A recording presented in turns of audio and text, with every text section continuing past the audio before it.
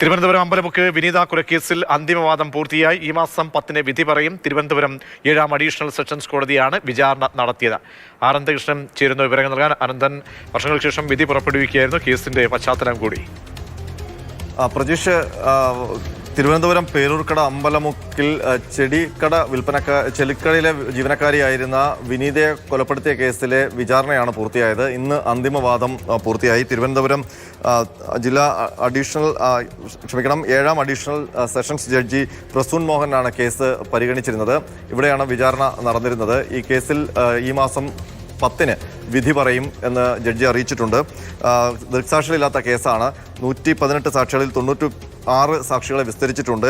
12 CCTV ദൃശ്യങ്ങൾ അടക്കമുള്ള തെളിവുകളായി 12 പെൻഡ്രൈവുകളാണ് ഈ കേസിൽ ഹാജരാക്കിയിരുന്നത്. 222 രേഖകളും സമർപ്പിച്ചിട്ടുണ്ട്. 2022 ഫെബ്രുവരി 6-നായിരുന്നു തിരുവനന്തപുരത്തെ നടുക്കിയ കൊലപാതകം നടന്നത്. പട്ടാപ്പകൽ ചെടിക്കടയിലെ ജീവനക്കാരിയായിരുന്ന വിനീതയെ തമിഴ്നാട് സ്വദേശിയായ രാജേന്ദ്രൻ എന്ന ആളാണ് കൊലപ്പെടുത്തിയത്.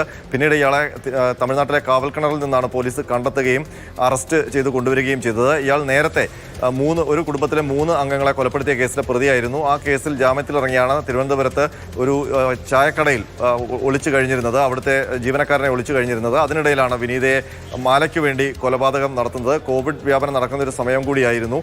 ആദ്യം പ്രതി ആരാണെന്ന് തിരിച്ചറിഞ്ഞിരുന്നില്ല. പിന്നീട് 100-ലധികം CCTVകൾ പരിശോധിച്ചാണ് ഈ പ്രതിയെ തിരിച്ചറിയുകയും ഇയാളെ പിന്നീട് തമിഴ്നാട്ടിൽ നിന്ന് അറസ്റ്റ് ചെയ്യുകയും ചെയ്തത്.